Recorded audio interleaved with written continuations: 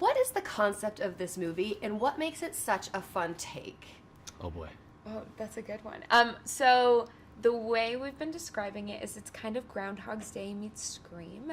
It's about Tree, a college student who's a little narcissistic, pretty narcissistic, pretty self-centered, who is stuck reliving the day of her murder over and over again until she finds out who the killer is. And she also has the opportunity to learn a few life lessons along the way. Talk about the fact that it's coming out on Friday the 13th. It kind of falls in line with the movie. That's fun. Yeah. We got, I don't know, got really lucky on the date there.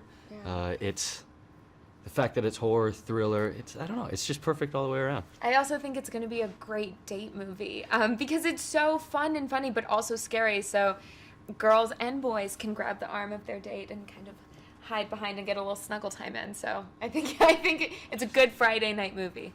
The movie keeps the audience guessing on who the killer is. How does it manage to do that? Oh, all right, you're going to have to watch to figure that out. But I think Chris did a really good job piecing together this movie. And just even with Scott in the script, but also in the editing room. Yeah. I think it's because the world is so developed and all of the characters are so fleshed out that it keeps you guessing all the time. And I also think they do an incredible job not letting the audience get ahead of Tree, our heroine. They're kind of learning and growing and figuring things out alongside of her. And as a result, hopefully the murderer will be a surprise. And Tree also has a long list of enemies. Yes. Which helps. Yes. Tree is not the nicest person at the beginning of the film. Maybe someone you'd want to go drinking with, but not necessarily your soul confidant that you would pour out all of your secrets to. The empowerment scene is probably my favorite in the whole movie. Talk about that. How fun was it?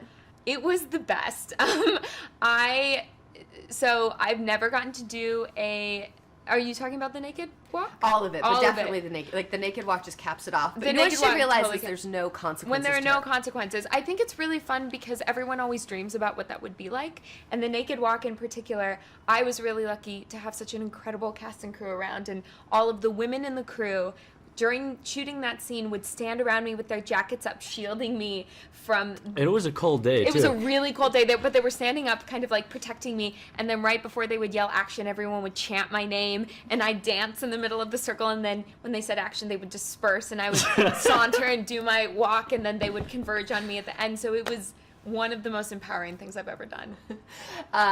If you were Tree, if you could relive the same day over and over again with no consequences, what is the one thing that you would do?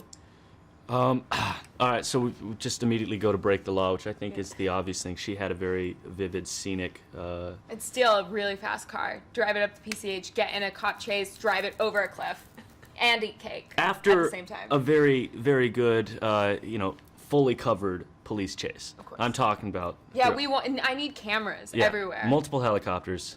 It needs to be a show.